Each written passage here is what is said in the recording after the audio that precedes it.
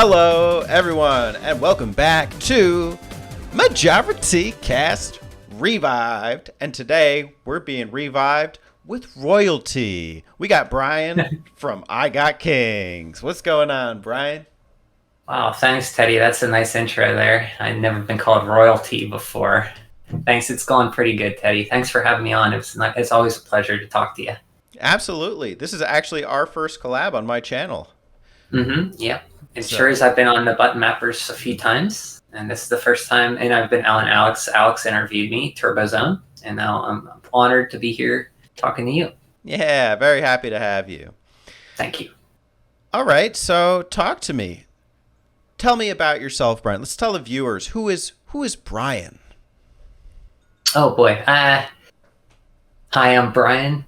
I'm an NES holic. No, no, I'm basically just any like a lot of just a normal geek who likes video games, and I like to I do stream on a lot, and try to break out of the NES and play other stuff, because if it was up to me, I'd play NES all the time a lot. So I try to mix it up and play stuff I haven't played before. Like right now, I'm playing Metal Gear Solid on Game Boy Color. And I'm trying to play other games I just haven't played before. Other than video games, I like to go bike riding a lot. It's my other big hobby. I like to bike a lot. I try to get out, during the weekends, go for 30 miles or so. Luckily, where I'm at now, it's a nice sunny weather. Other than the heat, it's been working out pretty well. I met a lot of cool people doing this, streaming. And I met you, I met Turbo, I met Spencer, RPG Archive. I met a lot of cool people who stopped in my stream. Shout out to Zardafron and Ninja and Lemon and BioPhoenix and Soulfire. And there's so many to talk about. Roteal, of course, you and Turbo and Spencer. It's been great. I don't really have a lot of people to talk about games with, because much like a lot of people, when you get to be an adult, you work with people who don't quite, either older or don't follow those things, which is fine. But it's nice to have this kind of a hobby, a separate world to talk to these, you and everybody else I meet about games, and just be stupid and goofy. Absolutely. That's basically it. We love you, Brian. You're a gem. And I love you guys too. Great. Thank you. Yeah, just to kind of keep, pushing you to the viewers, you're streaming every day, just about, on Twitch. And when you're not, you're posting the VODs on your channel now. Yeah, I usually just stream and then I put them up. It's a lot for me too. So when I'm older, I'll be, when I'm in 60, 70, and I have, did I play that game? When my memory is going on me or something, I can look back and have that. And for the better or worse, I'll be, what was I thinking there, or whatever. I have, because I don't think, what you put up on your channel, some people are ashamed of it, but that's you. I mean, that's who you are. So, it makes you who you are. A lot of people are ashamed of their videos or that stuff, but no, I'm not really. Yeah, that's good. You shouldn't be. There's nothing, you should never, I don't even like the idea of feeling shame. Yeah. It's you. People change, people, you're pretty much not the same person when you start, and that's good. You can either be the same, or maybe you change a little bit, and that's all it makes you good. Right. And when it comes to content, I think one of the healthiest things for me, because sometimes I'll get clowned on for like a recent video I did. That's fine. Maybe I did something real mad, but I'll get like, dumb comments on an old video review, and I can laugh at it too, because I'm like, yeah. And your videos take effort. All you guys and Alex's and Spencer's, you put editing. I just put streams up, so mine aren't even. They're just VODs, and like I talk about games I beat. So it's not like anything like I put work into like you guys do. So I don't have a lot to, I think you're undermining yourself a bit though, because that, like, not everyone can do what you can do. Thank you. Yeah, thanks. That means a lot. Yeah. And well, for good or bad, yeah. I enjoy, especially like if there's a game that I played recently, like I like watching your VOD on it, like with the Castlevanias recently, or some of the Mega Mans, and so it's fun to kind of come back to that. Yeah, definitely. It's been a pleasure watching you go through Castlevanias and Mega Mans lately. Play the NES stuff. I've been enjoying that quite a lot. I might be talking about one of them today. Maybe. We shall see. Well, speaking of what we're talking about today, what are we talking about today? Well, I don't have a great brand name for it yet, but it's the Majora T segment of the day. And this is where I ask the guest and myself to come step forward with some information that we either researched or just wanted to talk about. Doesn't have to be related to video games. Preferred, yeah, but hey, I'll take it. So, with that being said, Mr. Brian igotkings, the floor is yours. What is your Majora T segment today? Well, thank you, sir. I am a little bit older than you, not by much, granted, but I'm more of a Generation X, or I would say you're millennial. Would you call it? I mean, I don't want to classify it, but in terms for everybody to know how 90s baby. Yeah, 90s baby. So I grew up with the NES. I love the NES. I know I don't want to be biased towards that, but it's my favorite system. And I want to know, as somebody, I've been watching you stream Mega Man, Castlevania, go through these games, and you're killing it, by the way, going through these games. They're tough. It's quite an accomplishment when you go through these games. I want to know for you, what are some of your favorite games, and what is about those era of 8-bit games, the NES, even Super Nintendo if you want to throw in there, but stick to NES if you want. What is about those games that you like? As somebody like me growing up with them, I'd like to know from a younger person, what works for you and what doesn't work for you, and just what are some of your games that you really, really enjoy from that era. Sure. So I have a unique perspective in that I grew up in the 3D era with the N64 being my first console. I did own a Game Boy Color, so don't get me wrong, I was playing, Dragon Quest Monsters, right? Single bit games. Yeah, Dragon Warrior Monsters and the Pokemons. So I did like that simple pixel style.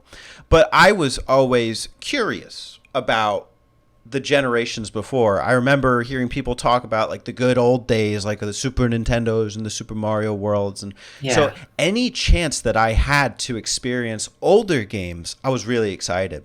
And there are the beautiful thing about the NES library is that a lot of the classics are playable somewhere. I can think about specific moments in my life going into like a shopping mall, and then you're playing like Super Mario Bros. 3 like in the little kiosk, and like kids are gathering cool. And stuff. Yeah.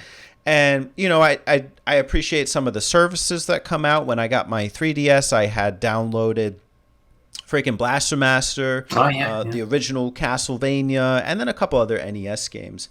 And even before that, when I had a GameCube and I had Animal Crossing, this is like my second 3D producing console, the Animal Crossing game allowed you to collect classic games and to put them inside of your house. So I remember my first one was goddamn Clu Clu Land, and it was an awful introduction. Oh, that was your first NES game you played? Technically, I didn't know that. I knew Clu Clu Land was a mapper's joke, and you guys didn't like. I didn't know that was the first one. Okay, it's or maybe I did, and I didn't remember. It's bad. Wow. Yeah, I think even in that first episode, we're talking about fuck Clu Clu Land, so it's a running gag. But it's my first NES game, and then later I did get like Ice Climber and Balloon Fight, which are much better at conveying the NES experience, I think, anyway. Mm-hmm. Yeah. Platformers for Ice Climbers, you got kind of like a flying, like more of a skill-based arcade game in Balloon Fight. Yep. And so to this day, even like on the Switch, I'll still boot up some NES games. I do tend to prefer if there is a more polished version of a game. So for instance, with Dragon Quest 1 through 3, I preferred playing the Super Nintendo translation or they weren't even localized, but somebody did translations of the Super Famicom versions. Yes. Mm-hmm. I enjoyed those. I enjoyed the remakes of the Super Mario Bros. 1 through 3. Yeah, the All-Stars versions, yep. Mm-hmm. But the one I played was the one on the Wii, so like take that for what you know. Oh yeah.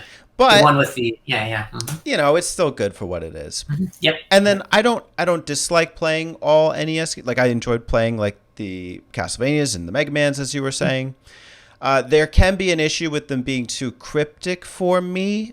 So I've just had to navigate that in my head because I don't want to not play a game for that reason, but I also don't love just having a guide open at every moment. So my feelings on NES games are sort of mixed in that way. Ideally, I'd like to just be able to boot up a game and to be challenged and to try and figure stuff out myself. But sometimes when it's like burning a tree at a random location for no apparent reason other than it's where the developer put it there, I'm not exactly enticed to try that. Yeah, and I think a lot of those games you're referring to, Zelda, a lot of that stuff is explained in manuals. And if you don't have the manuals and the literature that comes with the game, you're missing that explaining to you before you play the game. So it's harder to really understand why you're doing things like that. A lot of NES games are like that, which And that's is a fair point. And an unfortunate footnote with my experience is that I've never owned an NES. I've never owned even like a original Super Nintendo. You know, the oldest actual hardware I own is the Sega Genesis, but I got that after the fact too. But you know, it's a different time and a different era, and you know, in an era now where manuals are completely digital, if there at all. You know, it's a lost art. And I appreciate that. I do like that. It's just when you make these libraries, you know, and it's not apparent, like you should check the manual. Yeah, some of that is lost. Yeah, I think a lot of these, they just dump, when you dump these games on the service, it's cool that they're there, but if you're trying them for the first time, it can be a little confusing. Even some of the NES games on a Switch, like you mentioned, you play, like that one game on there I was playing, it's like a top-down shooter game.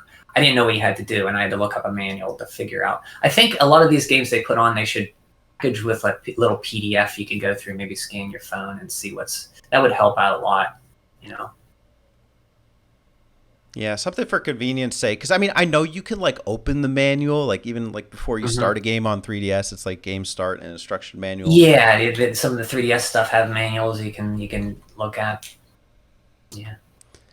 As far as favorites go, I mean, I can really only go off like nostalgia's sake from and through like the emulated perspective.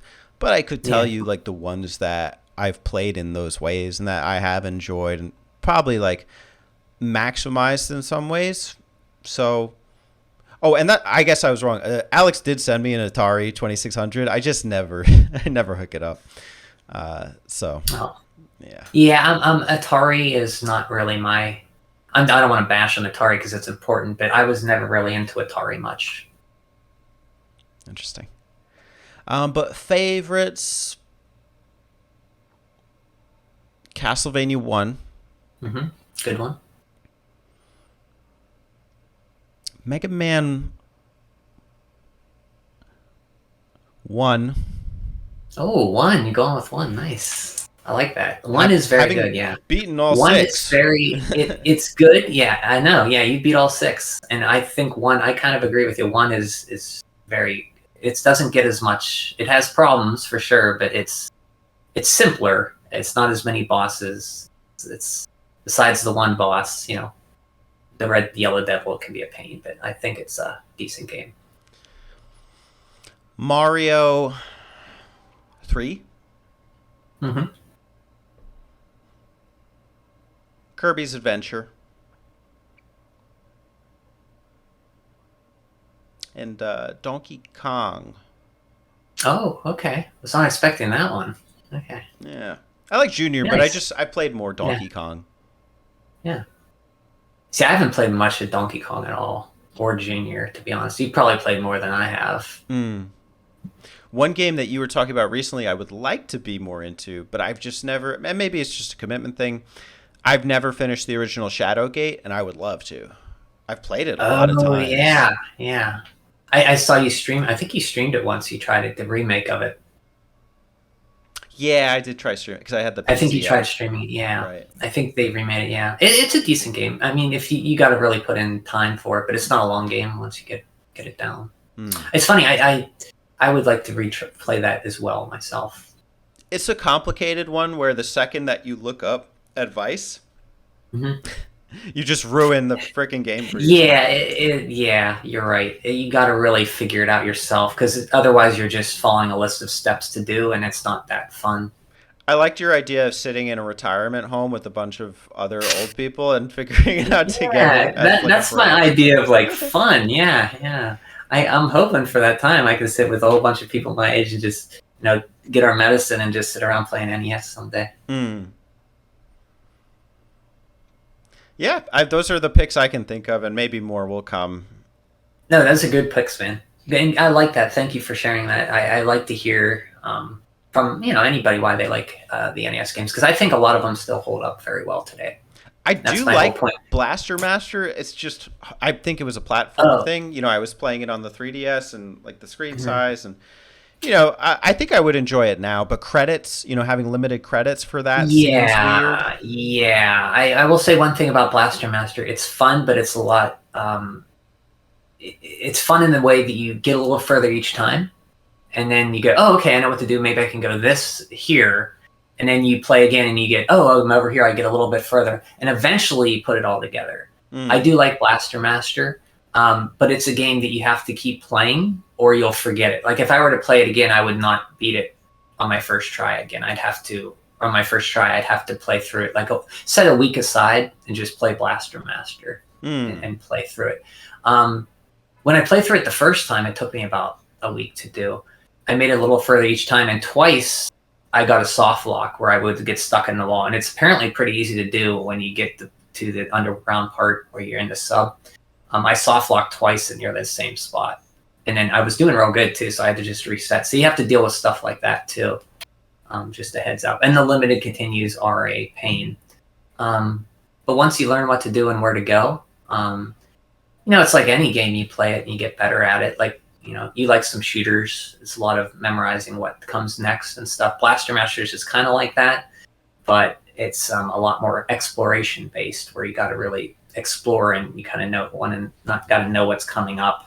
And then once you learn it, you make a little further each time, and it's a little bit of progress that you make that really wants you to keep going. Another one you should read the manual for too, because that has the stage layout for you.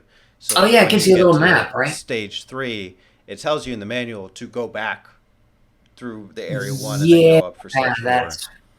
That's right, it does, because you got to go back and hover up the tree, right? Up that little tree part, and then you can go, So otherwise you'd be like exploring, because they knew that, read the manual so you don't go further and think, where do I go? You got to go back to go forward. So that's true, 100% true. It's one issue I had with the original Metroid. I've tried Metroid a lot of times, but maybe I should play Zero Mission. I don't know. I still think Metroid holds up. The first time I played it with a map. There is a map in the manual, but it's a very crude map. But I used that, and I was able to get through it. It took me longer, like 8 hours or something, but I was able to get through it without the map by just memorizing where everything was. So you can do it without a map, but it's a lot easier if you make your own map. I just followed the one. There's like a crude map, like Blaster Master or something. I think Blaster Master has a crude map. Yeah. But it does. Crude. It's like it's not like to the pixel. It's just like a rectangle. Yeah. Okay. No. And that's what Metroids is like. Only it's more artistically designed. It has like Brinstar and forget the places, but it has them labeled. Wherever it's at. But Metroid, I still think the original is fun to play myself. That could be a generation thing too. Like, I understand completely if you want to play Zero Mission though, because Zero Mission does almost makes it too easy though. Because you have everything mapped out for you. It's almost like you don't really, depending on if you want to like sit down and really, go through the old version and really make progress. You feel more secluded in the NES version than Zero Mission. Zero Mission never really feel lost, which could be a good thing. But I think the atmosphere of the original Metroid is better.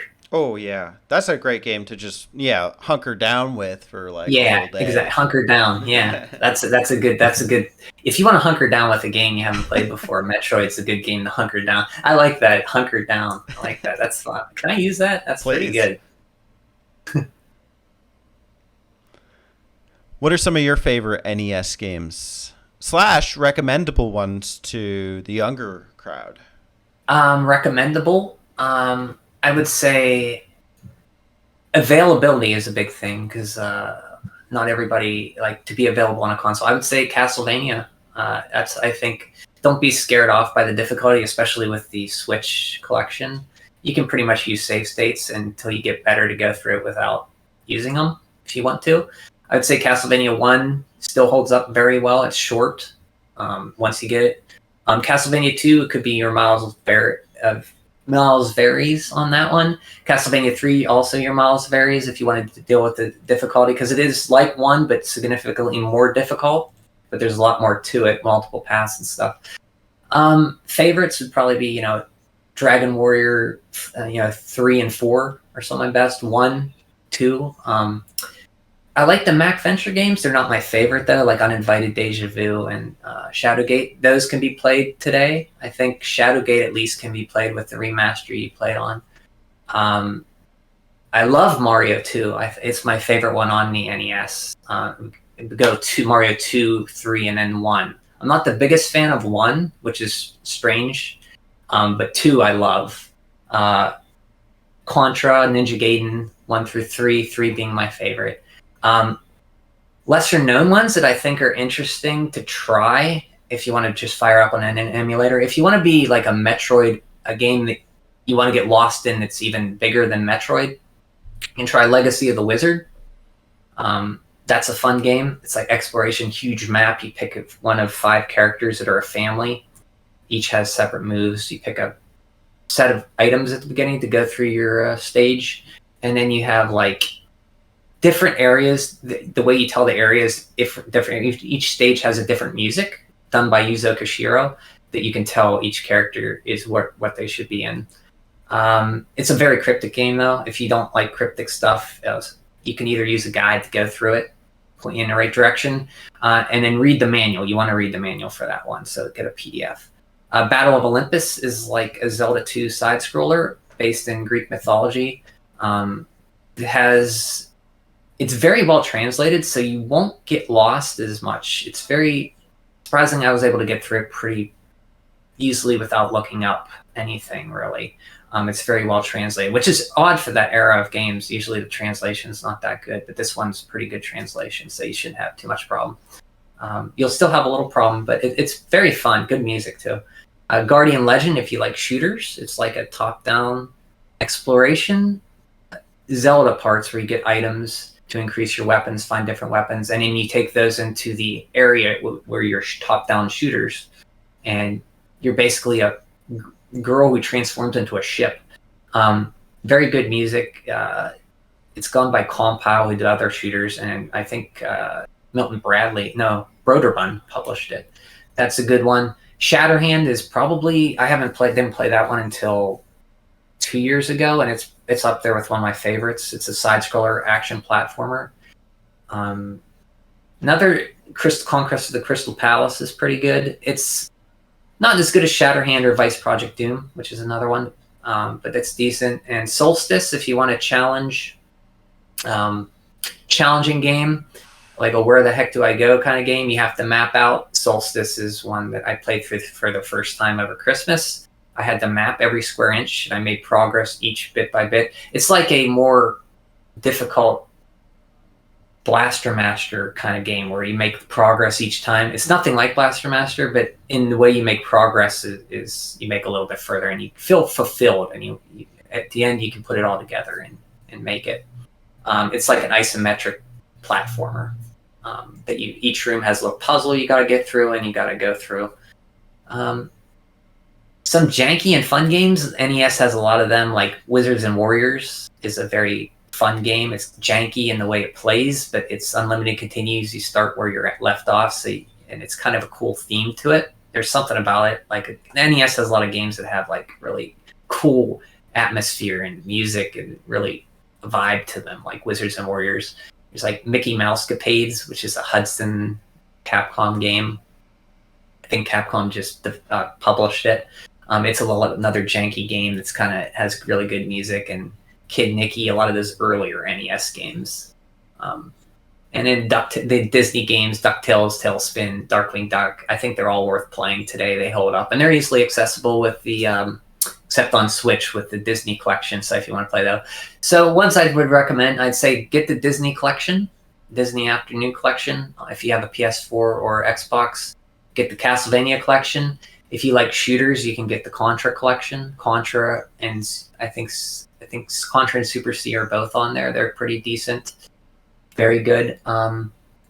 Like Shadowgate's a re-release. I'm trying to make it so you can play without emulating something that's available to buy. And the Switch Online has some pretty decent NES games on there. They have the Marios, they have all the stuff where you can at least dip your toe into them and see, maybe I want to go a little bit further and see what's there. They have Vice Project Doom, which is a great game, one of the top NES platformers. It's on there, I think. Am I missing? What else is on that Switch? Can't remember what else is on there. I know the Mario games are Vice Project Doom. You can get the Castlevania collection. Well, there's two I noticed you didn't bring up that I feel like are in your vocabulary, so I'm curious to see where you stand on them. The first is Star Tropics, and the second is the Pocky and Rocky. Okay, Star Tropics 1 and 2 are very good. 1 has I like 1 a little bit more. 1 is a little bit difficult at the beginning. There's some stuff like where the heck you have to like watch where to go very carefully by a shadow on the wall, and it's something you can walk into. And if you don't see that shadow, you'll have to look up where to go. And there's really crappy stuff like you jump mostly at the beginning of the game, where you jump through a door and you just fall in the water and die. But if you get past that, it's a very fun top-down adventure game. Very charming too. It takes place it was developed in Japan, but it was never released over there, which is very odd. The guy who did, I think, Punch-Out did the game, or I could be mistaken. Somebody did it. What was his name? I forget. It's not important, but I think it's on there too, right? I think it is. Okay, yeah, I'll give it a shot with save states. You can probably get through it. I do recommend Star Tropics to play if you like adventure games on the NES. It's one of the top ones. Star Tropics 2, I don't know if it's on there, so it might not be easily available. I'd say start with Star Tropics, and if you like that, because it might not be for you, yes, try out 2. 2's a little more, they fix the controls. You could say fixed or not, but where you can move in all directions instead of... So in Star Tropics, when you turn, when you hit up, you don't move. If you're looking forward and you hit right, you don't move right away. You kind of like turn to the right, and then you have to hit it again to move. Tank controls? So it's almost like... What's that? Tank controls? Kind of like that, but yeah, I could say 8-bit tank controls. But the game's based on that, so you can't jump off of a platform in the water. Once you jump, you automatically are locked into that jump, and you're not going to jump into the water. You'll jump onto the grid. It's hard to explain, but if you have a row of blocks and you hit right and they're going to the left, and you hit left and jump, you're automatically going to jump onto it. You don't have to worry about placement of your body. You're automatically locked to that jump on the other block. So it's almost like a puzzly kind of traversal of a dungeon. In Star Tropics 2, they changed it so you have total control of your movement, but also, since the platforms are real small, it's easy to miss jump and fall in the water. It's easier, I should say. Which do you prefer? I like the first one better. I think the first one has a better feel to it. It has a better atmosphere to it. The second one does like a time traveling adventure where you go back in time to Arthur in Camelot and to Cleopatra in Egypt, and you go all over the world, Sherlock Holmes in England. It's still a good game, but I still think the first one has more of a good atmosphere to it. There is something about the first game which I don't know if the Switch Online fixes. There's a code that you need in the game to progress. It only came with a piece of literature in the manual that gave you a letter that you had to dump in water, and the code was 747, and you need that code to progress through the game. So I don't know how the Switch version fixes that, which I've never played through the Switch version. So it'd be interesting if you do play it, Teddy, or somebody else, plays it and could let us know how they fix that, because you need that code to progress. The first game or the second? The first one, Star Tropics 1. Okay. Yeah. So yeah, Ninja Gaiden. I mentioned those. A lot of janky games on NES. I think it's really a lot of platformers are NES, and that's one of my favorite favorite genres, and they kind of experimented a lot. They were learning about platformers and what worked, because a lot of NES games were side-scrolling platformers, and I think they set the foundation for what would come, and a lot of them still hold up. Like a lot of they're shorter games, but I think they tend to they're shorter, but they could be hard. But once you learn how to play, as you can probably attest, Teddy, you playing Castlevania and Mega Man, they seem daunting at first, but once you go a little further and further, and you get the gameplay down, it's very rewarding to make it a little further and finally put it together in one run and say, I did that. I took a game that seemed insurmountable at once, and I broke it up, and I made it the whole way through, and you feel a sense of accomplishment from that mastery of the game. Yeah, I think there's comfort in knowing that people before me have done this, like there's a reason that this game was loved at the time. Yeah. So there's no reason I shouldn't be able to. It's just the standards have changed so drastically. Yeah. I used to hate Mega Man, absolutely, and even that first Castlevania, I just had a really hard time with it, but I think given the tenacity and that kind of keep pushing model, and also I'm not afraid to use the tools at my disposal. I know there are multiple perspectives on it, but I'm not afraid to use it to understand the game a little better and to not just get annoyed. If I'm getting annoyed with the experience, then chances are I won't want to go ahead and continue playing it. If that's got to be the threshold, there would be so many people that would never play NES games nowadays. So exactly. I think that you should use the tools that are given to you. Yeah, use them if you want. Don't use them if you want. However you want to enjoy the games, because the games are fun. Don't let something that would put you off from playing it. Use what's there. It's there for a reason.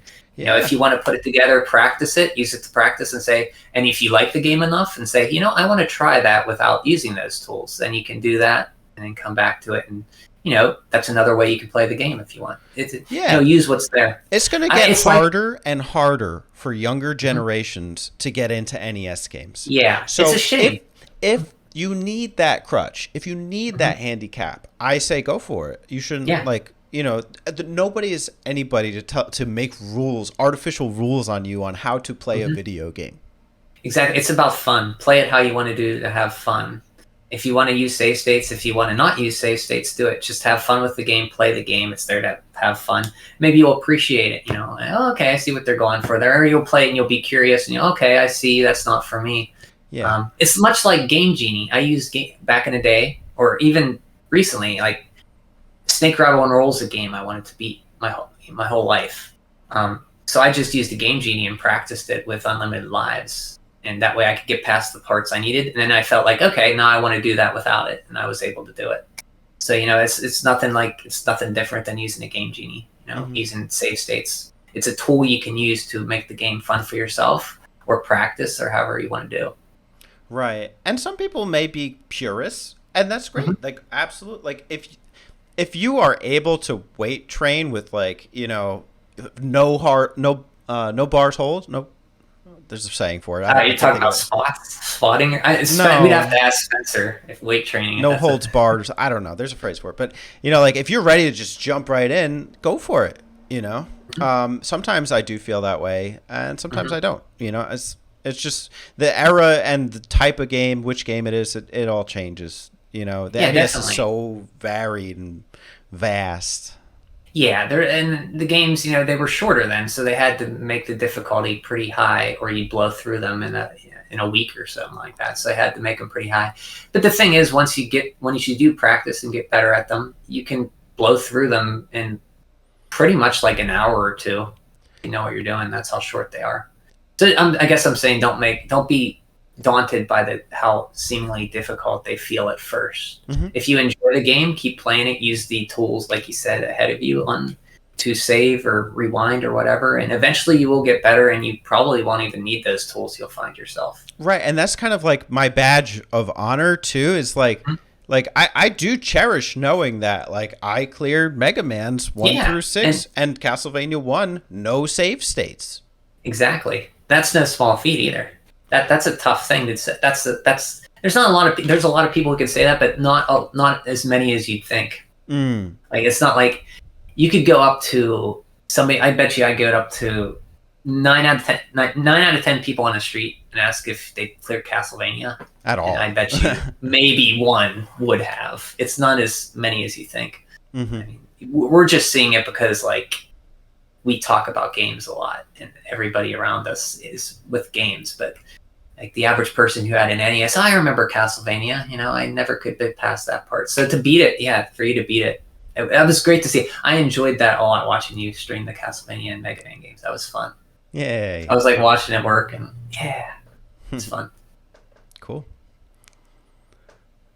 Yeah, I think NES era games, I mean, I just wish they were. I wish a lot of times when you just dump them on the service, people play them for 5 minutes and they kind of brush them off. But if you stick with them, I think you'll find that a lot of stuff holds up in them. Catchy music, not as many buttons. You just use 2 buttons. You don't have these fangled shoulder buttons and all these things. That sounds like an old man thing. But sometimes it's nice to have just 2 buttons and a control pad to play a game. And music's still great, simple gameplay that's addicting and rewarding. I think that a lot of them are the origin of JRPGs, not the origin, but a lot of JRPGs, Dragon Quest and the Dragon Quest games. There you go. That's another one I recommend. You can play them on Switch. I think the phone ports, the iOS. Yeah, the phone imports, are on there, so you could try those out. Or play them on your phone too. I still think all the Dragon Quest games. I still think 1, 2, and 3 hold up today. Yeah, and that first Final Fantasy. I think there's a couple other ones on there, but I did enjoy that. Mm-hmm. I got a question for you. Yeah, sure. So, what would you like to see in the future of NES preservation? Preservation. I just wish Nintendo I wish they'd dump like a lot of stuff all at once. And when they do that, well, I should say how they do it, I wish they'd give you the manuals and stuff that come with it. Because a lot of these games, like we discussed earlier, you kind of need that stuff sometimes to play it. And without it, you're kind of like have to search for. I want it to be more available and make every available possibility, maybe in the game, like, I don't know, maybe in the game they can tell you somehow, like, manual. I don't know how they do it, but I think a lot of the stuff when you don't have the manual there, a lot of these games, like Zelda is a perfect example. I think if there was a way to put the manual in there with the first Zelda, I think it would make a lot more sense. Preservation, what else? See, that's hard because I don't know. I think a lot of the NES games that are good are on the service already, but a lot of stuff, there's no, like a lot of like the Mac Venture games, I think it's a lot of licensing. How do you get the licenses? So I guess the answer would be buckle down, get the licenses for, this stuff. I mean, you got the money, Nintendo, you could get the Batman game on there. You could get, Falcom to get Legacy of the Wizard on there. You could get all these stuff that are the less known games and put them on there. Even if you don't think it's people will play it, I think you got to go through the less popular NES games and get them on there and get with the manuals as a PDF scan or something for people to read it and go through. Just more unknown games, because you got a good stuff on there now, but get more unknown stuff on there. I have another question, I guess. Do you think somebody can get the NES experience, or like maybe what is the best way for somebody to get the NES experience? Is it something like going through the Switch online service?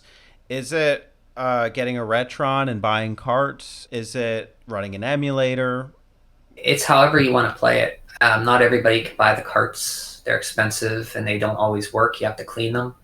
I think the Switch is probably the most easiest way to play that stuff right now. Because Switch has 120 million, something like that, 130 million consoles. I think more people have that. I think that's the best way to play it right now. If you want to, I'd say dabble in that. And if you want to play, either go emulation or you could get like a clone console or an NES. And I would say for me personally, if you dabble with the Switch and you like those games, and you're interested in getting the actual console, I would get the actual console, but then I would not buy the carts. I would buy an EverDrive, and it would be a higher cost up front. But then you just have all the games you want. You could put all whatever games you wanted on there, and it's on a cartridge. You just put in the system and play. Other than that, if you want to play, if you play the Switch and you want to experience more, just emulate it if you don't want to buy an EverDrive and an actual console. But until they actually get a better way of putting these unknown or hard to license games, like a lot of NES stuff is licensed, like the Disney stuff, and Ninja Gaiden's not licensed, but they haven't really. I guess Ninja Gaiden 1 is on there, but 2, but I don't think 3 is. Like, they have to get the less known. Like Princess Tomato, I'd like to see. Konami could get it on there. Guardian Legend. I don't know if Guardian Legend is on there or not. The Dragon Quest, the NES Dragon Quest, I'd like to see on there even. I still think they're fun to play. 2's a little bit hard to play, but with save states, I think you could get through 2 a lot easier on the NES, on the Switch. I just want to see a lot of old, lesser known NES games on there. I would say that would be a start, just because I feel bad because kids now, if they want to play the NES and they want the actual cartridge, it's almost like they're priced out of it. Like to get games like even Mario 3 goes for like $30 now or $25 or something. I think the reasonable way to do it is expect Nintendo to put on there, but they need to put new stuff, more than the common stuff on there for kids to try out. I just wish there was a service like you could just have a controller you plug into your TV or something, and you just play it off like a Netflix service or something. I don't know. Well, something Netflix, it's 2 months of Netflix would be 1 cart of Super Mario Bros. That's true, and I think it's worth it. But a lot of kids, I have a cousin or a distant cousin, really huge into video games. And I was playing. He showed me Tears of the Kingdom, and he saw my other games, and he wanted to play. We played Zelda 1. He knew all the games. He knew like all the Zeldas, all the NES stuff, and he's only 10. But if he wanted to get into games now, I wouldn't recommend him buy an NES and buy a game. He can't afford that stuff, and his parents probably wouldn't want to do that.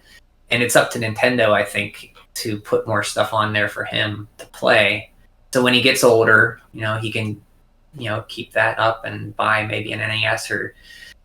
Whoever knows when he's in his 30s, maybe who knows what's going to happen, how he's going to be able to play them, or is he still going to like them when he's 30? That's a while from now. That's like 20 years from now. So what's going to happen?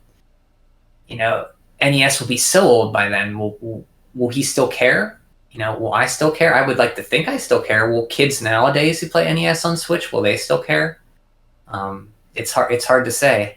I just want them to be available for them to at least try to, get that, like he did. He played them, he liked them. I want him to see, an easy way for him to experience them without spending money, because he doesn't have a way to make, I guess that would be my one thing.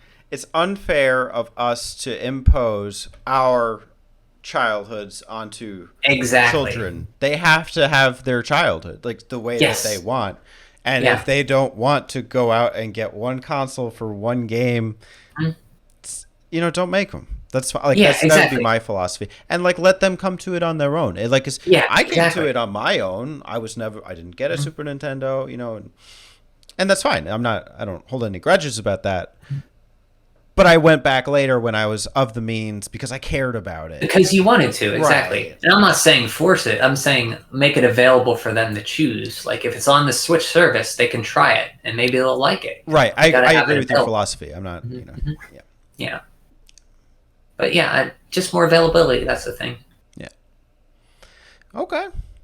I don't know how you do that. That's easier said than done, with all this licensing and stuff. But I mean, maybe Nintendo put out, you have other stuff. You can get licenses on the NES, put it out there. Same with Super Nintendo. Nintendo is not the company I would put my stock in doing that. I don't think they see it as profitable. Yeah, and that's a big thing. It has to be money. It's all money, and until it's profitable, you'd have to. Yeah, it would have to be profitable. I don't know. I just would want it to be more available. And they're so stingy. They hold on to their IPs, and nobody can get them. So it's just Nintendo. We can sit here, beg and plead, and then they'll trickle down. Oh yeah, you can have a little Kirby's Tilt and Tumble.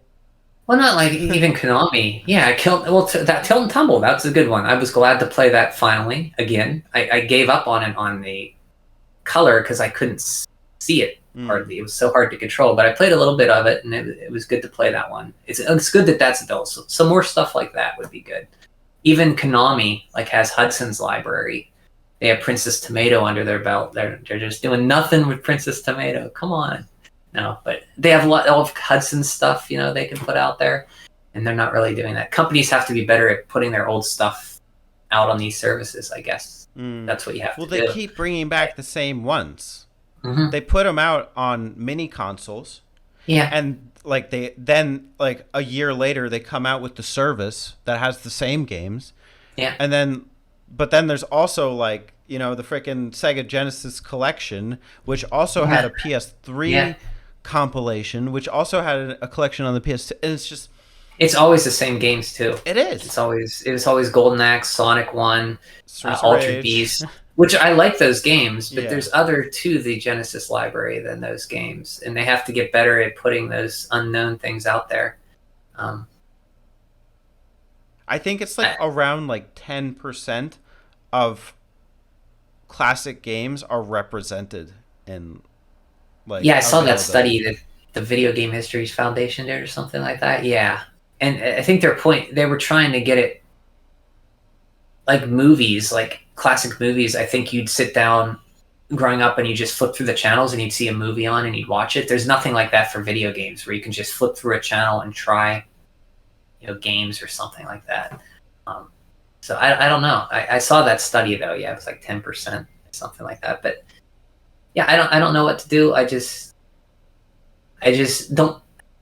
want kids to experience it without their old parents saying, "Here, play this. This is how it was. Play it on a tube TV and play." You don't have to play it like that. I do want to meet the parent that does that. I mean, there's parents that do that, I'm sure. But I mean, it's just play it however you want. But because these games are good, they're good. No, son, you get a Game Boy Color with no worm light. Yeah, you start with the 2600, and then you work your way up to the NES. No, ColecoVision, then NES, and then Super Nintendo, Genesis. That's child abuse. Yeah. I mean, they're good games, but the kids have to come to them on their own. You remember when you were a kid, if your parents told you to do something, you're not gonna do it. No. You gotta come to it naturally and find out about these games for yourself. Right. That was a long talk about NES. Good, we loved it. We're here with the NES King himself, ladies and gentlemen. Go subscribe. igotkings, YouTube and Twitch. You. Thank you. I wouldn't call myself a king, but I will take the compliment. Thank you. I will always take a compliment. The older I get, the more I realize to accept the compliment, because you might always get them, so accept them when they come your way. King Brian, we salute you. Excellent. All right. Well, I'm going to switch to my segment now. I think you'll like this one. Nice. So I'm here with Mr. I Got Kings, and I'm going to talk a little Castlevania today. The NES one, the original. So it was actually really hard to get information on this game, surprisingly. So I kind of went down that road.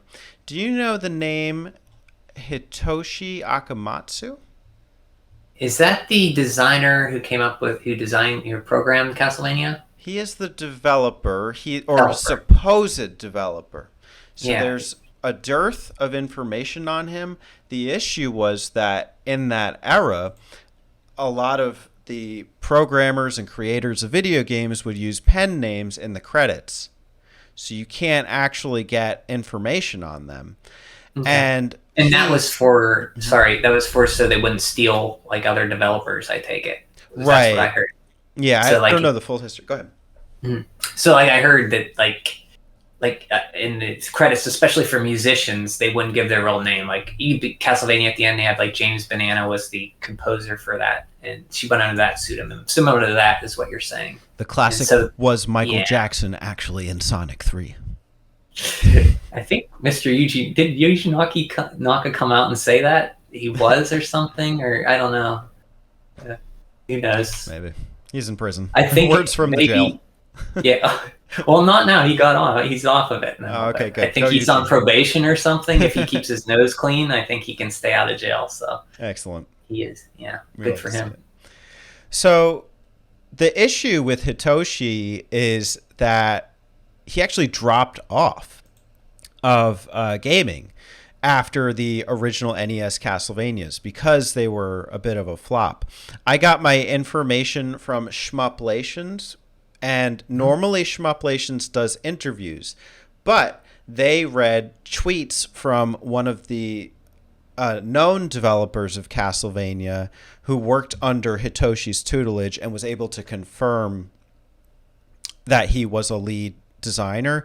I can't access the tweets. I don't use Twitter in general, and you have to log in to see them.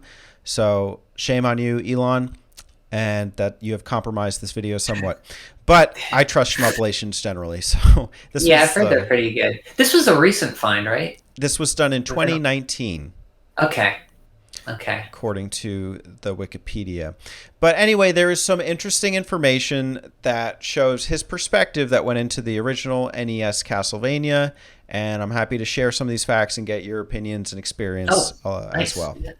Sounds good. So the first one was about concept for Castlevania. Direct quote, "Why do the Belmonts fight with whips?" He replied, "It matched the world of the game I wanted to create. And as far as weapons go, whips are great at repelling enemies." By the way, this is the interview between the developer and Hitoshi. "Also, because I love Raiders of the Lost Ark."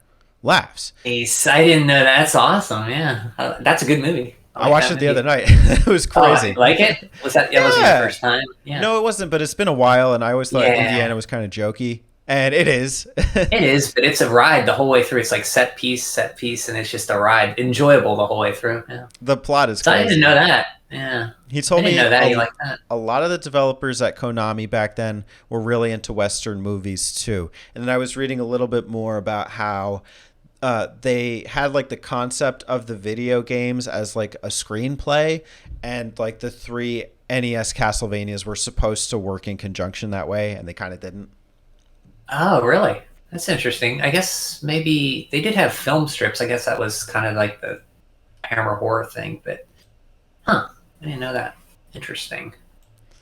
I didn't know that. So a screenplay, they were supposed to like fall into each other. Like, did they explain any more about like how did they expand upon like the screenplay? I kind of skipped a little bit of this. I can take a moment and look for it, but I also don't want to.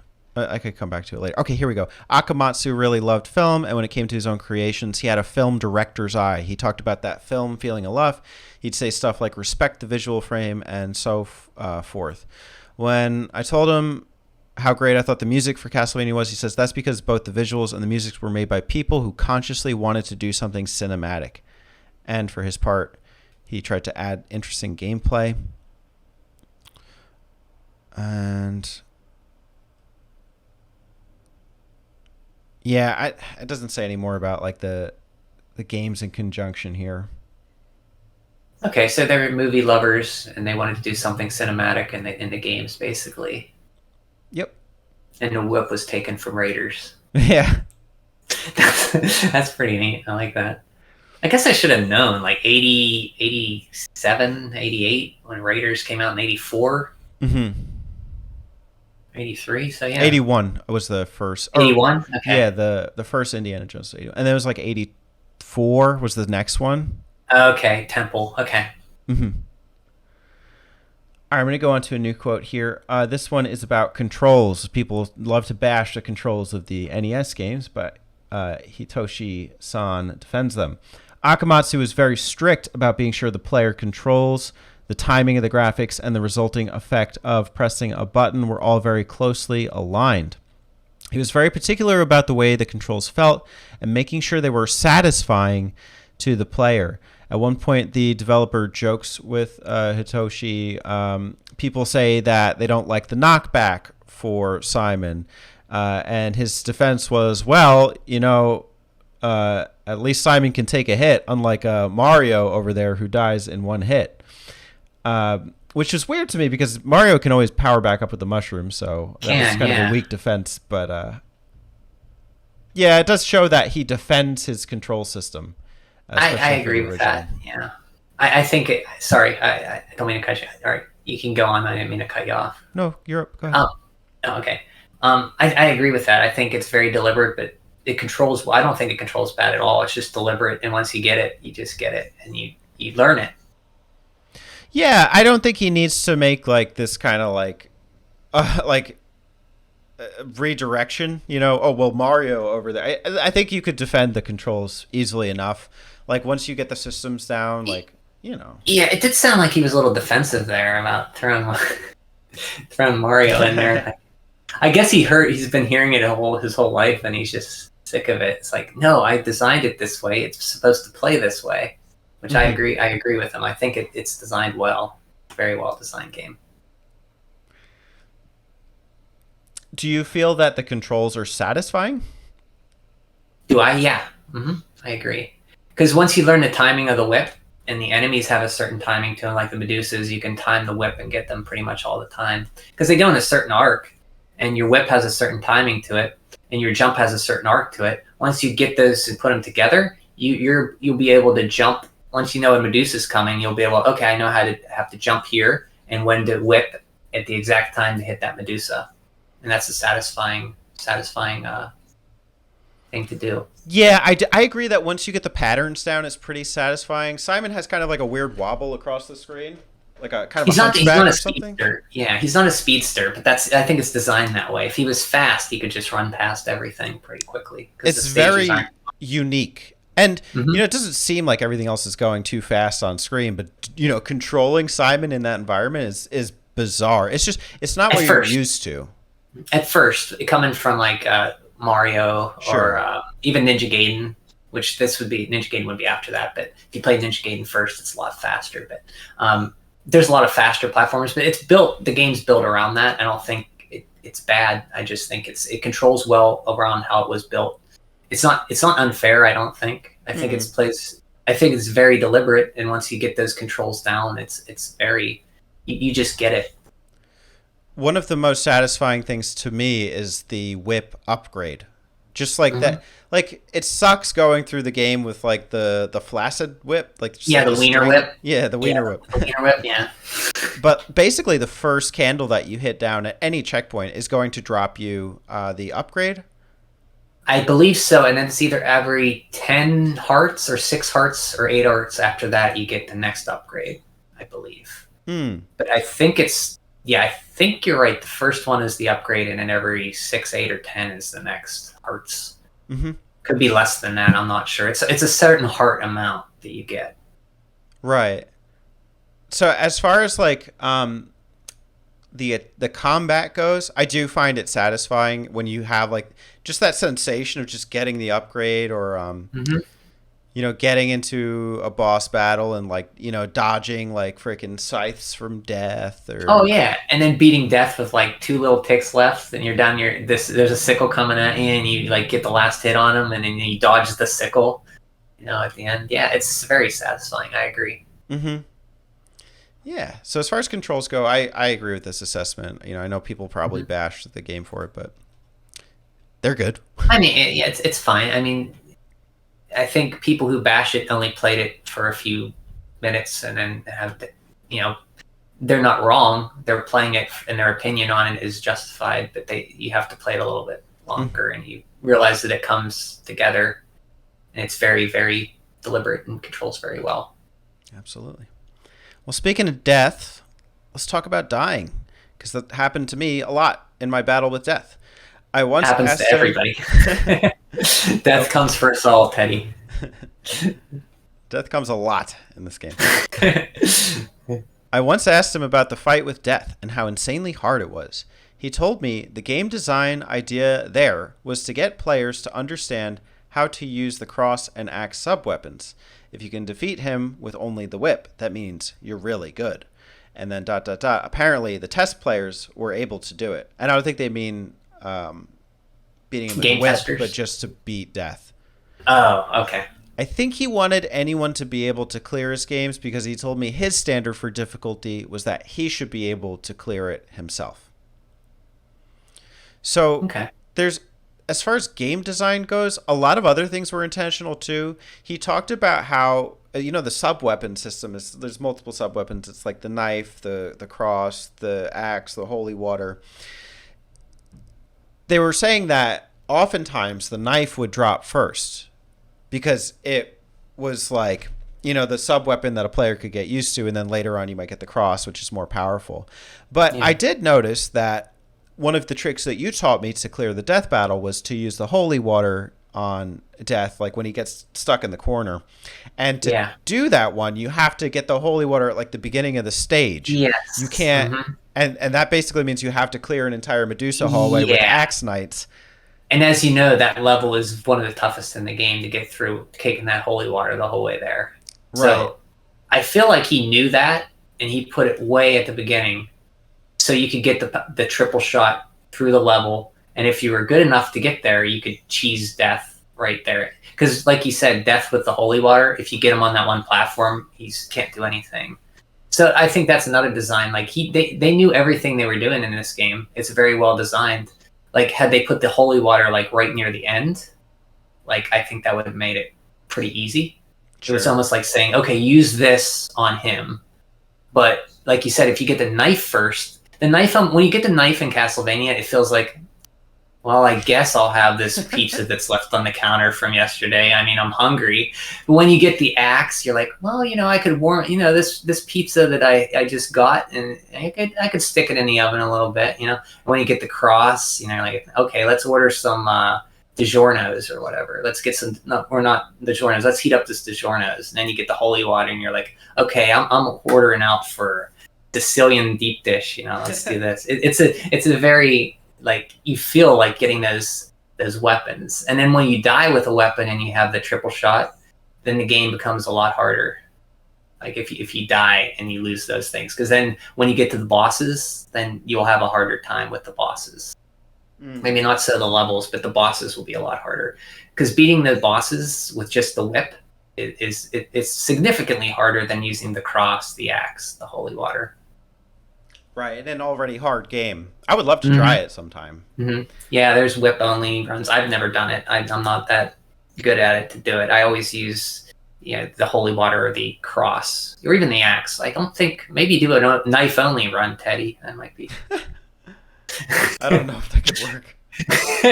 Knife only, leather whip. You have to use the knife to get more hearts, so I don't. Yeah, no, knife only on. Yeah, you got to. Yeah. But to pick up no other weapon but the knife. Oh, as a sub weapon, that would be at least a nice assist. Yeah. Knife and whip. That would kind of help you out. Not much on the bosses, but I'm sure Indiana had a knife too. Yeah, let it go, Indiana. Indiana has a gun. He does. He's not afraid to use it either. No, he's really not. He's killing people left and right. No, he's vicious in there. Yeah. Running people over, kicking them out of vans. Yeah. Hey, that makes Simon a badass too. So he was inspired by that guy. I didn't know that. What do you think of the game design in the original Castlevania? How would you describe it? Deliberate, fair, challenging, and your fault whenever you die, for the most part. I would say it's fair.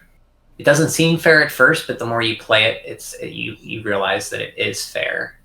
The knockback thing can seem a little unfair, but that's just you have to realize, once you play the game more, you'll realize that stuff appears at. So I would say it's fair to a point where you have to play it to realize what's coming up. An experiment. I would say the control was fair. You're not going to beat this game. It's not fair in the fact that you're not going to beat it the first time you play it, because you're going to have to learn the levels. You might not even beat it the second, third, fourth, fifth, sixth, seventh time you beat it, but eventually you'll learn the levels. You'll learn the controls much more before you learn the levels, I feel. Mm-hmm. And once you get the controls down, the levels are the next thing to fall. So it's like steps. Like at first you'll play it and you'll feel, oh man, I'm never gonna make anyway. And then you'll get, oh well, if I time I'm getting the feel of this whip. I can time. I know when to shoot. I know at a certain distance to shoot it, and hit the button and hit the guy. You'll start to get a feel for how it plays, and the jump, while you can't change air in the trajectory in the air, it's very deliberate. You'll realize when to jump. So I think it's very well designed. I would say well designed, well playing, and actually deliberate is what I'd say. Mm-hmm. If I'd say anything about Castlevania, I would say deliberate. I would say probably deliberate in its design. There are a couple of things that I think like new players wouldn't know that are significantly helpful, like the multipliers. First off, I got them all the time, and I didn't know what they meant. I didn't know it meant that you could use multiple sub-weapons. That's explained in the manual, guaranteed. But we're not, based on our conversation earlier, we're not reading manuals nowadays. So it's kind of lost information. Like I feel like that's something you have to pass on, to newcomers to Castlevania. Yeah. So the first time I explained it to you that was the first time you knew about that when I told you on stream? Yes. Yeah. So that's an example of like the manual you kind of need to read, like if that was available for people to read. And once you get the triple cross, like triple holy water, triple cross, you're like just decimating bosses left and right. Yeah, triple cross. Yeah, triple cross will hit them on the way there and back, and you have 3 on the screen. That's like 6 hits. I think each one does two sticks or 1 stick once it hits. So if you hit with even 3 out of 6, that's like six bars of health on a boss. And if you hit it with all 6, that's like they're pretty much crushed. Right. And there's another trick where I didn't find out about this year. If you throw the holy water on an enemy, you can walk through them. Did you know that? Oh, I didn't know. So those little, what do you call those things that shoot fire? They're like little dragon heads. Dragon things. What? They're like games. They're called dragon heads. Dragon heads. Okay, we'll call them that. If you throw holy water in them, you can just walk through them when they're getting hit with the holy water, and that works for all the enemies. I think I haven't tried it out, but I've seen that done, or heard tell that that's what happens. So don't try Castlevania. Oh man, I'm on my last. You're gonna try Castlevania tomorrow. Man, I'm on my no hit or no death run. I'm gonna try this trick Brian told me. I'm gonna throw this holy water in this guy and walk through him. Don't do it then, but maybe try it before you do that. And then also with getting those multipliers, you're supposed to use the sub weapons on the candles. It like increases your chances or something. Yeah, that's what I've heard. I heard when you hit not just candles, but I think enemies too. It forces you to use your sub weapons to get to, and you waste hearts doing that, but you get multiplier after so many enemies or candles destroyed. Mm. And there are sub weapon or multipliers hidden in bricks, but I think I don't know where a lot of the locations of those are. Mm-hmm. So I've always once I found out about that, the game became a lot easier. Yeah, I agree. I can't hold any of these things against Castlevania 1 for game design because that sounds like it was common knowledge back in the day. I will say the sub-weapon one was not, the multiplier was not. I don't think, if I recall, that wasn't mentioned in the Maybe manual. Not the like trick to farming for it, but I feel like people probably still knew that the multiplier at least multiplied your attacks. Yeah, it explains in the manual. It allows you to throw more weapons out at once or something like that. My issue is just very Castlevania-centric, where it's like things don't mean what you think they would mean, because a multiplier to me means a score multiplier, and the game has a score counter. Yeah. So I always just assumed wrongly that it was like a score multiplier. Oh, you thought it was a score? Oh, yes. okay. Yes, okay. I guess that makes sense. Okay. Okay, I never thought of it that way. Because Okay, that makes hearts sense. don't equal health in Castlevania 1. Actually, a Yeah. funny quote from this interview was saying, hey, why did they put meat? Why is meat the health recovery thing? And then Hitoshi says, isn't it obvious? And then it just leaves it there. Is it Oh, obvious? he likes meat. I Simon's a guess you could say meathead. that. Yeah.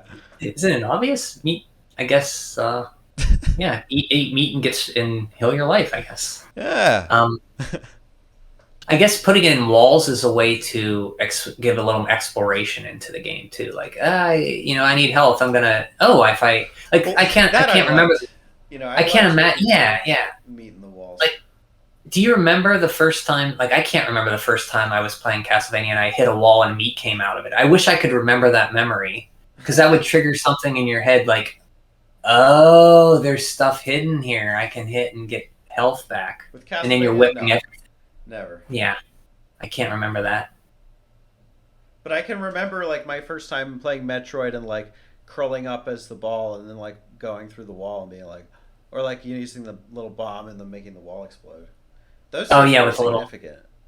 Yeah, But I definitely do have some Castlevania memories.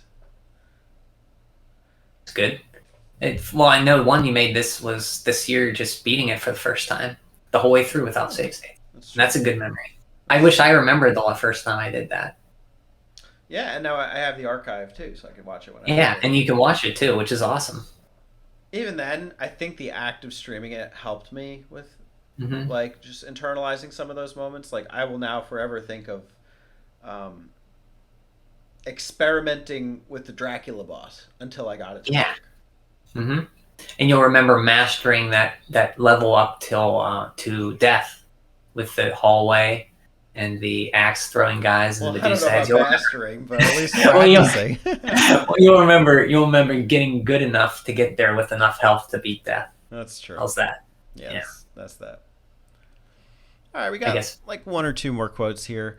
In the original Castlevania, I asked Akamatsu about why Dracula's head flies off when you defeat the first phase of the boss fight. He said the head there, it's foreshadowing Dracula's resurrection.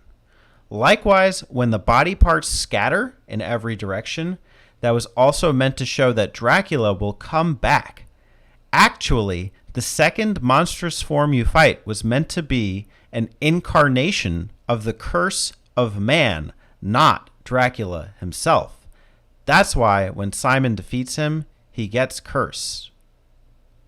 So I'll stop there. It's in the Castlevania 2 because he's cursed in that one.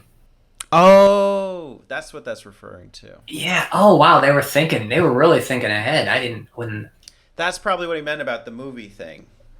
Yeah, because there's movies things on the side. I always thought that was because it was like old horror movies, but it probably was. But if he's referring to like at the end of when his head flies off and it's the temptation or disruption of man, and you get cursed at the end, I wonder if that he's referring to into Simon's quest where you're cursed and you have to break the curse or something. That sounds logical because I never really took that away from the first Castlevania. I no, that's a lot deeper than I would have thought. It shows that they were really thinking of ahead to the other games, I guess. I think in Simon's Quest he's cursed. I could be mistaken. That sounds right.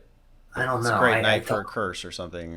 What's the quote? Because it's what a wonderful knife to have a curse. Dreadful night, wonderful knife to have a curse. Because you're putting you're putting them back together, and then so you can kill them again, and then you break the curse. It's weird. Because like you put them back together and then you kill them, and then depending on how far you get, you either die or you don't die. It's weird. Did you, like me, assume that the second boss form, was also Dracula? I thought it was Dracula, just changing. I thought it was like an anime, like Frieza transforms as a second form. Yeah, I thought that was true Dracula or something. Yeah, I mean, as a kid, I don't even know if I beat it as a. I had to. I think I can't remember the first time I beat it as a kid. Maybe I beat it in my 20s for the first time because I don't remember thinking anything weird like that's not Dracula. I didn't think that was the the abomination of man's evil or something like that. I just thought it was like Dracula. No, That's and it like makes really me question like every Castlevania, every subsequent Castlevania from then. I mean, Super doesn't do well, it, but like Bloodlines has like a second phase boss that looks like a giant freaking devil in like the space yeah, realm. with like crotch teeth and stuff, which is a weird design choice. Yeah, he looks like a terrible spits fire out of his crotch and throws bones at you. It's a crazy. Almost looks. It's so funny looking to me that Dracula, like his second form, is very strange. Mm-hmm. But maybe, but he wasn't involved in that one, so maybe they just thought, well, he did it, so let's do this. I wonder if that's the embodiment of man too. Who knows? Who knows what these game designers were thinking when they were overworked, they were stressed out, they were True. sleeping in Well, the office. concept is explained here a little bit. I don't have the direct quote up, but again, it's in the Shmuplations article, and they said that like even with Dracula gone, the evil of humanity lives on. That's why he was summoned in the first place. So even though you're killing Dracula, you're not really ridding the world of evil. So they're saying he's not dead, but the manifestation of the second form is man's evil, basically, is what you're finishing off. Yeah. And that's how he can come back. But they kind of wrote into later games that every 100 years or so he comes back. I guess that means every 100 years evil manifests itself in a castle form with Dracula as the keeper. And you have to beat him or something. I would have never thought. I always thought that was just Dracula. Yeah, who would have thought? I do have one more here just about kind of the segment. Akamatsu also explained to me how the rotating gears in Dracula's castle represent Dracula's heart. They turn so long as Dracula is alive. That's why in the ending of Castlevania, the clock tower collapses, but the rest of the castle remains. Akamatsu said he intended that as a hint towards a sequel. Wait, so the whole castle doesn't crumble at the end of the first game? I thought it did. Apparently, it's just the clock tower. Oh, how did I not notice that? I didn't notice either. I was probably so glad to beat it. I didn't really notice it. I'd have to read. Wow, that's weird. But yeah, This guy is thinking way. This is a guy who wants to make movies or something. He's thinking way into this, like into themes and. But it's so interesting that he had the foresight to put design of the game design before all this. You know. Yeah. It's that's a whole he could have tapestry. It's everything. It's the game design. It's the narrative significance of everything. But what's mind blowing is like he had all this foresight and this great creation, and Konami canned him because of the 2 sequels. Oh yeah, you said because it didn't sell well. I think it sold better over here than in Japan. I think they did. I think that's just generally like a Castlevania phenomenon because I think Symphony of the Night was the same way. It sold better overseas. Yeah, Castlevania was never. It could be the title. Like Castlevania is such a cool title. Like European themes. But Dragon Quest. So there's confusion there. I don't know, but like, it just was never big over there. That's a shame. He got canned because those are some. I think Castlevania is one of the best games on the NES. Here's the story, or the bit. Akamatsu's sequels to Castlevania sold poorly, so he was demoted to working in one of Konami's game centers, and then he quit. Like an arcade? Yeah, something like that. According to Akamatsu, Konami placed profits above all else, and developers who weren't creating games that made lots of money were all eventually axed, one by one. A number of them went on to do great work at Square Enix. Wow, what a shame. So we could have got more games with that guy. We could have, but again, his name was unknown in a sense. And they had to scrounge out his name, and it wasn't until recently they found out who it was and got an interview with him.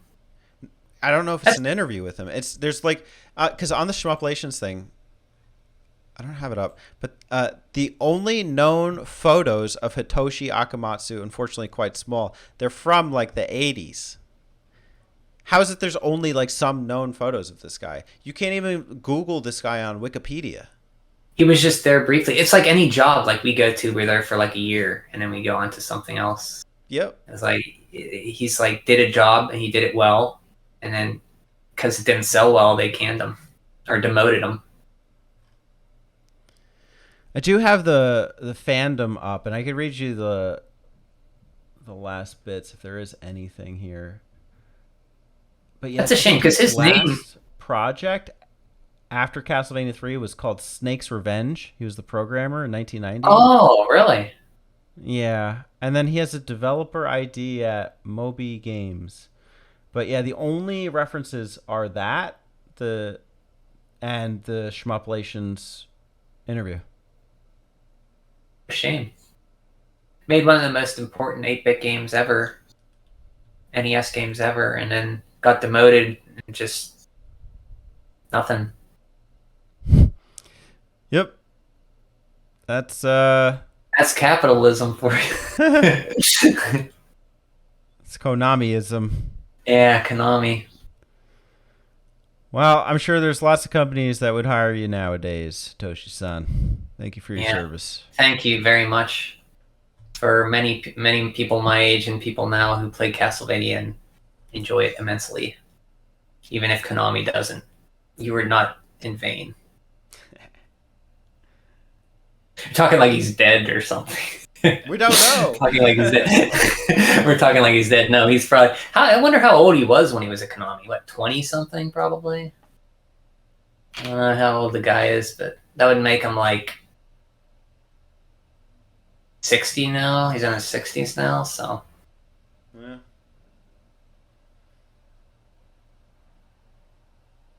Well, is that the end of the interview? Or they shemopulations? Yeah, that's well, it's not where they closed, but that was basically most of the information I got. And I think the most, like some of the highlights. You should post that link in the video when you put this up, so I could find it, but if anybody else wants to look at it. Sure. Yeah, I'll do that for both. I'll do it for the podcast and the segment. Yeah, because that was interesting. Thank you. Sure. I enjoyed that. Yeah, Well, thanks Teddy, for coming on, Brian. yeah, I want to ask you something before. Be real quick. Sure. Now that you're going through the Castlevanias, I know you beat 1. You tried 2. It wasn't your bag of Suzy Q's or whatever.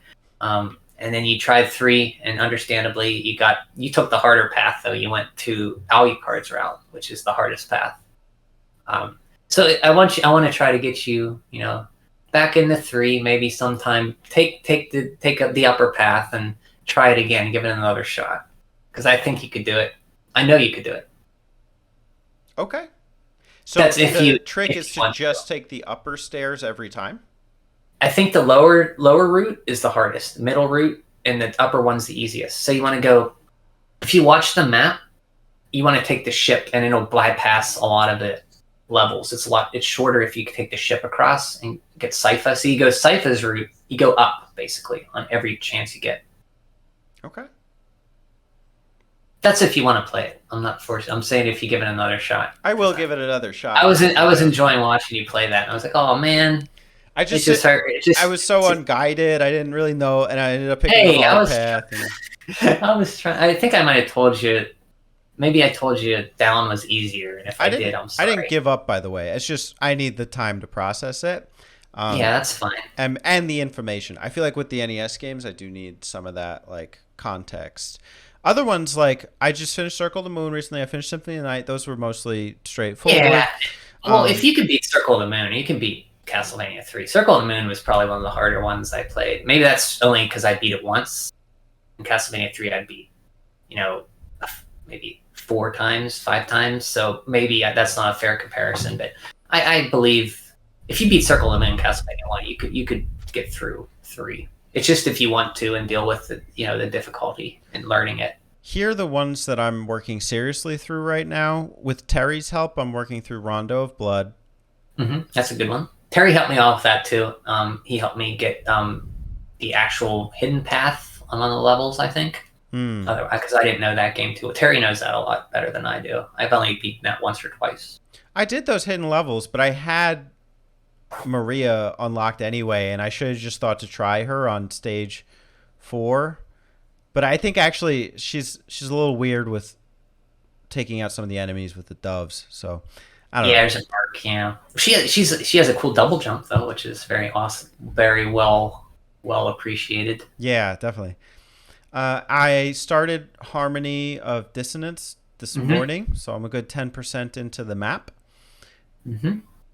And yeah, I mean, I could easily just go back to Castlevania 3.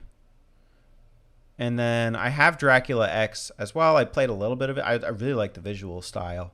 Yeah, looks great too. Yeah. It's just I noticed you were playing for 10 hours, and I was like, I got a little scared. Well, I played for about 6 or 7, I think. Well, we round up, yeah, 10. It felt like 10.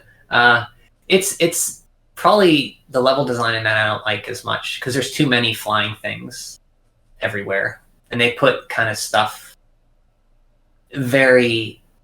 I wouldn't say it's not fair. It's just I don't know it as much as the other ones.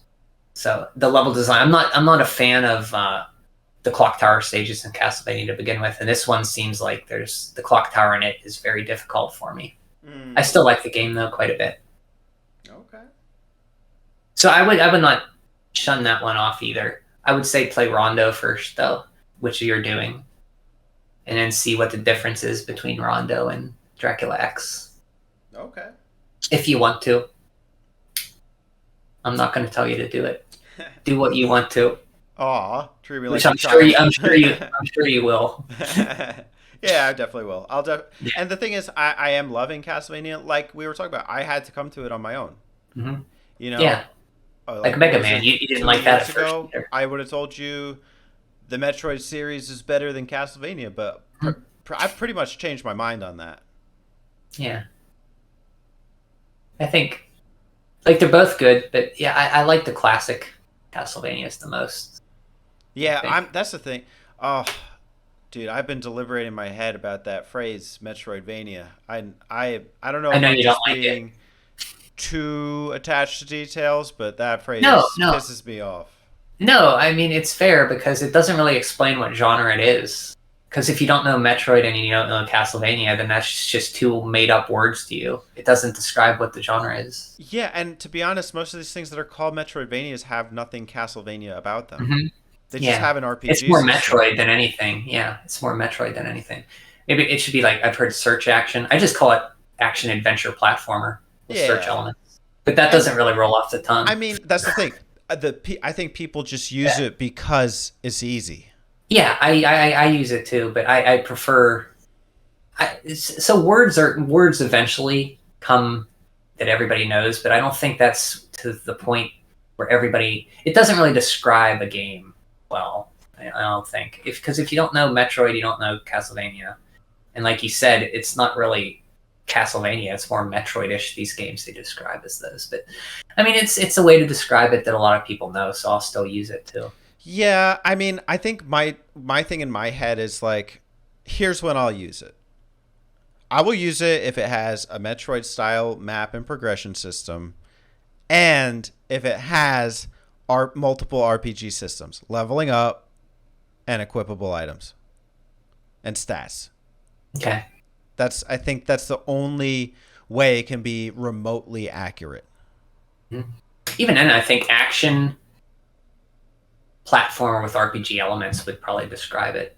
Yeah, RPG adventure. Better than platformer. It's so. It's just it's such a mesh, you know. Everything is everything now.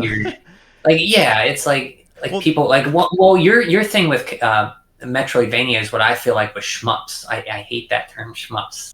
Like it's shoot 'em ups. You already shortened it once. Shoot 'em ups. It's like you don't need to shorten it anymore. But the meaning of and I don't really use shmups that much either. I tend to, and it's funny because we use shmuplations here, but I think that doesn't lose meaning of you're playing a shooter game. Metroidvania loses the meaning of Castlevania. Because I think Symphony I don't of the agree. Night loses. But what the hell's a shmup? Shmup's a made-up word. It doesn't mean anything. Shoot 'em up is more like shoot 'em up. Shoot 'em up. Shmup is nothing to me. That's just an abbreviation. Yeah, but shoot 'em up. You already have the abbreviation. Shoot 'em up. Shoot them up, meaning shooter. Yeah, I get it. You know, shoot 'em up. Yeah, it's weird. So, yeah, that's one that I don't like. But I mean, if you're gonna, I don't care. Use shmup. Call it spaceship shooter. Call it shooter. Call it, whatever you want. Yeah, I like spaceship shooters. Yeah, spaceship shooter's good. Unless you're playing Pocky and Rocky, then it's a a raccoon shooter or a little girl shooter, whatever you call it, because you're playing as those. I don't know what you call it. My problem with shoot 'em up is that it sounds like heroin. Oh, okay, It that's sounds a like beef. somebody shooting themselves up. Oh yeah. Okay, well that's an understandable beef, I guess. Don't give this to recovering Right, no drugs. drug addicts. Not even one, You know. unless it's prescribed, and even then, Yeah, don't trust your that's doctors bad. all the time. Don't use shoot 'em ups to drug addicts. No. Yeah. So then, yeah, don't let drug addicts play what's that shooter you played on NES? Dragon Spirit. Spirit. Yeah, that's one I still gotta play. Don't give rehab patients Dragon Spirit. Yeah. No Dragon Spirit for the junkies. Give them Narc instead would be better. Yeah. Give them one that's going to discourage them, Yeah, like what would be a good discouraging NES game or any game that discouraged drug use? I would say Narc maybe because you're blowing up drug dealers. Maybe like RoboCop or something. Like I don't know. Maybe RoboCop. What's a good RoboCop? I think there was one on Xbox. Oh, there's one on NES too. I never played it much. On Genesis, yeah, there was RoboCop. like RoboCop versus Terminator or something. Oh yeah. There was eSWAT. That would be a good one. eSWAT. Yeah, City Under Siege. Yeah. Yeah, City Under Siege. Well, this has been fun, Teddy. Yeah, Brian. It's a pleasure. It's been a blast. I like the Castlevania talk. Yeah. Very much. It's good talking about NES games. I think these work well in tandem. Yeah, very much so. And I could have came up with something else, but I just wanted to talk about NES and get your, because I know you've talked about NES stuff probably before, but I wanted to just talk to you again. So yeah, I loved it. I mean, listen, I'm happy to have you back. So if there's other stuff that you want to talk about too, that'd be great. Yeah, that'd be awesome. I'm sure the viewers will, have you in high demand too. Thank you. that's I hope so. Alex especially. Oh yeah, that guy. Yeah. Alex, yeah. He likes to get on my case sometimes in stream. Yeah. All right, we'll call it an episode there. Ladies and gentlemen, thank you for joining. Check out Mr. Brian, I Got Kings, YouTube, Twitch, and all available platforms. It's Discord. Yeah, thanks, Teddy. Yeah, the I Got Kings. Thanks for having me on. I appreciate it. And thanks for the shout out. Yeah. Pleasure having you. All right. Any last word? You can have the final word. Final word. Don't be afraid of older games. If the women don't find you handy, they should at least find you handsome. No, if the women don't find you handsome, they should at least find you handy. And that's it. I don't know what else to say.